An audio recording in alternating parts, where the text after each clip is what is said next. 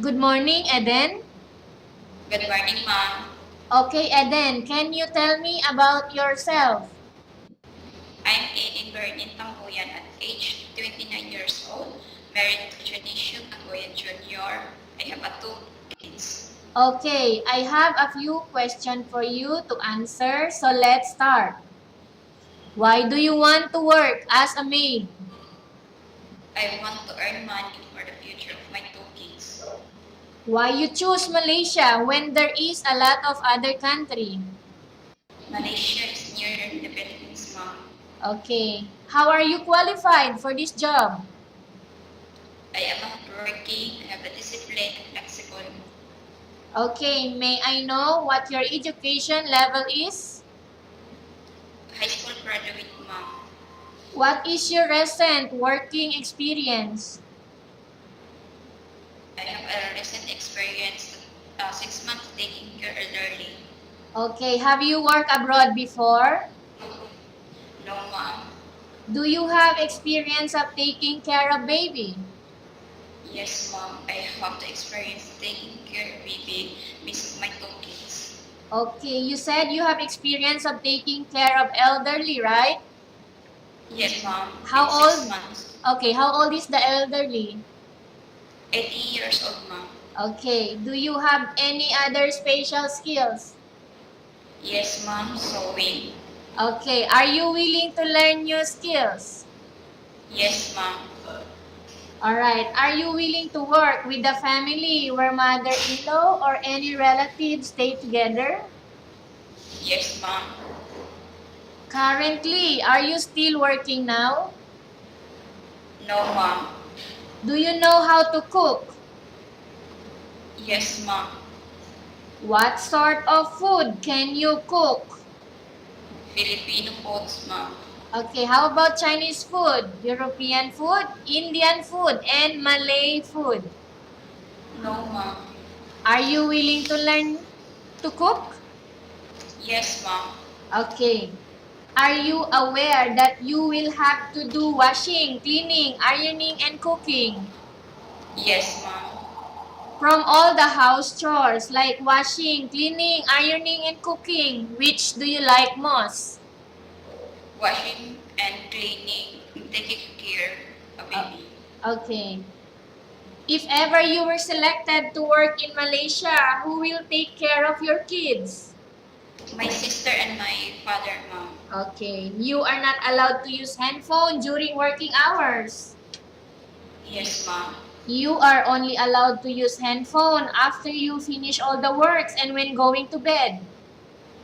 Yes, ma'am. You are strictly needed to surrender the handphone to your employer in the morning and your employer will return back to you once you're going to bed.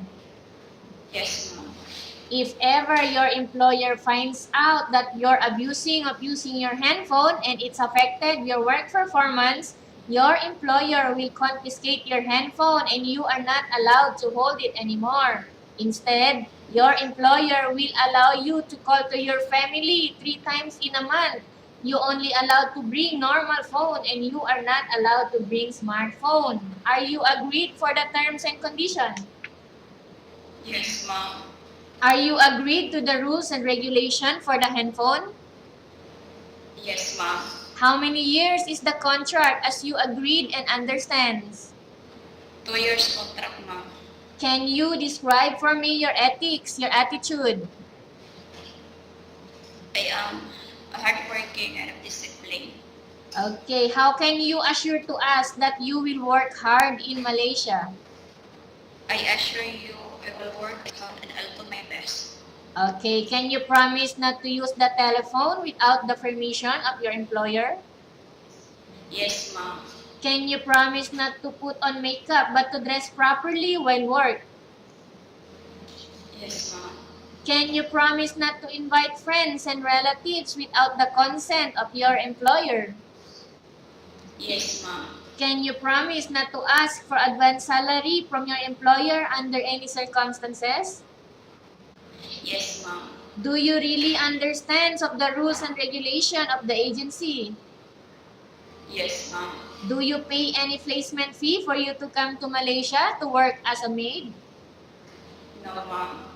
Do you have any history of sickness, breast cancer, or any other illness? No, ma'am. Do you suffer from any skin diseases, allergy, or physical defect? No, ma'am. Have you suffered from any serious illness? No, ma'am. Do you smoke? No, ma'am. Have you undergone any operation? Are you medical fit? Yes, I'm medical fit, ma'am. Are you in any medication? No, ma'am. Okay. Are you allergic with any food? No, ma'am. Are you preferred to work for the employer of any race? Yes, ma'am. Are you preferred to eat the type of food taken by your employer? Yes, ma'am. Are you afraid of being left alone in the house? No, ma'am. Are you afraid of dogs or other pets? No, ma'am. Okay. Can you promise to work according to instruction from your employer? Yes, ma'am. Do you have any immediate work in Malaysia? Ma'am. Okay, and then we have finished our question section. Let's go to case study. I have a case study for you and I want you to answer me truthfully. Upon arrival in Malaysia within 6 months only, if ever any of your family members passed away, what will you do? To work until I finish contract. So go back, I send money for my family. Okay, tell us about yourself and why do you want to work in Malaysia as domestic helper? I want to work in Malaysia. I want to earn to money, ma'am. Okay, and then what do you want to tell to your employer who watching your video right now? Ma'am, I will assure you hard and I will do my best and I'm hard work. Okay, thank you.